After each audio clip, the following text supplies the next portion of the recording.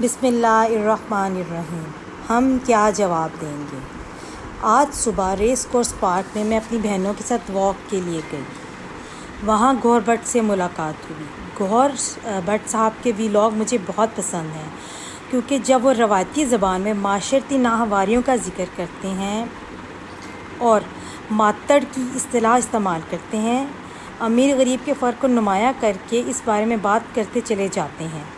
یہ اس لیے بھی اچھا لگتا ہے کیونکہ میں بھی ہمیشہ اس ناانصافی کو دیکھ کر کڑتی رہتی ہوں۔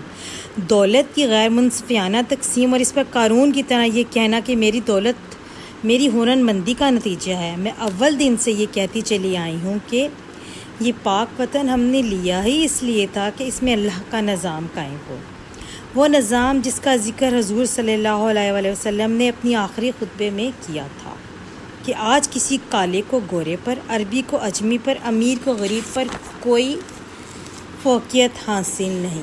زمانہ جہالیت کے تمام غلط تصورات آج میرے پاؤں تلے ہیں۔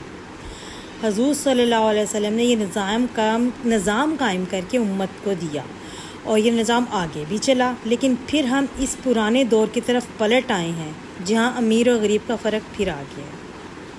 آج پھر عزت کا معیار دولت بن گئی ہے۔ یہی پیغام حضرت نوح علیہ السلام سے لے کر حضور صلی اللہ علیہ وآلہ وسلم تک ہر نبی دیتا چلا آیا ہے۔ اب کسی نبی نے نہیں آنا، لیکن مجھے لگتا ہے کہ اللہ انسانوں کی مدد کسی نہ کسی طرح کرتا رہتا ہے۔ اس نے قائد اعظم کے ذریعے ہمیں یہ زمین کا ٹکڑا دے دیا جسے ہم نے اللہ کے نام پر حاصل کیا، جس میں اللہ کا نظام قائم ہوگا۔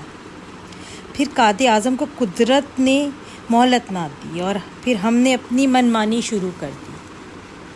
سیاست دانوں کو تو حرف تنقید بنایا جاتا رہا ہے، لیکن ہماری یہ بیوروکریسی جو بے انصافیوں کی اصل ذمہ دار ہے، اس کا ذکر نہیں کیا جاتا۔ صبح واک کر کے ہم واپس گیٹ کی طرف آ رہے تھے کہ گیٹ کے اندر ایک گاڑی داخل ہوئی۔ وہاں فیملی کے کچھ افراد تھے۔ گارڈ نے گیٹ کھولا اور گاڑی بالکل اسی جگہ کھڑی کر دی گئی جہاں فیملی کے افراد نے اترنا تھا۔ پارک کی حدود میں گاڑی لے کر آنا منع ہے، اس لیے سب لوگوں کی گاڑیاں پارک میں ہی کھڑی کی جاتی ہیں، لیکن ان لوگوں کا تعلق چونکہ افسر شاہی سے تھا، اس لیے ان کو یہ پروٹوکول دیا گیا کہ ان کی گاڑی اندر آ سکتی تھی۔ جب تک عوام اور بیوروکریسی کا فرق ختم نہیں ہو جاتا، ناانصافی ختم نہیں ہوگی۔ اگر دیکھا جائے تو بظاہر چھوٹا سا واقعہ ہے، لیکن یہ سب کچھ ہر جگہ ہر دفتر میں کھلے عام ہوتا نظر آتا ہے۔ اگر دیکھا جائے تو بیوروکریسی کا کام عوام کی خدمت ہے، لیکن وہ اپنے آپ کو خاص سمجھتے ہیں۔ انگریز انہیں جو مراد دے کر چلا گیا، وہ اب تک ایسی ہی چلی آ رہی ہیں۔ اس ناانصافی کو اب ختم ہونا چاہیے۔ بہت ہو چکی، اب کرنے کا وقت ہے۔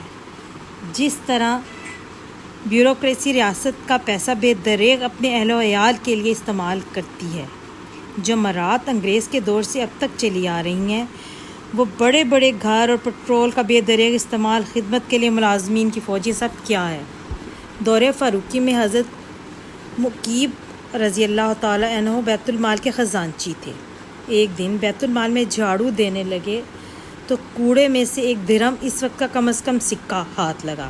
اتفاق سے حضرت عمر رضی اللہ تعالیٰ عنہ کے گھر کا ایک بچہ پاس کھڑا تھا۔ خزانچی نے وہ درہم اس بچے کو دے دیا اور گھر چلا گیا۔ ابھی گھر پر پہنچے ہی تھا کہ امیر المومنین کا بلاوا آ گیا۔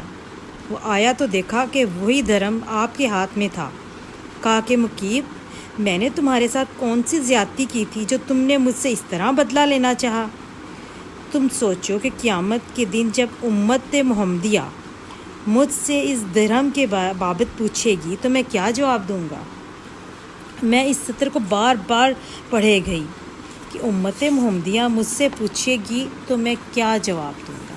میں سب سے پوچھتی ہوں کہ روز احتساب قائد اعظم ہم سے پوچھیں گے کہ یہ ملک ہم نے تمہیں اللہ کا نظام قائم کرنے کے لیے دیا تھا، تو ہم کیا جواب دیں گے؟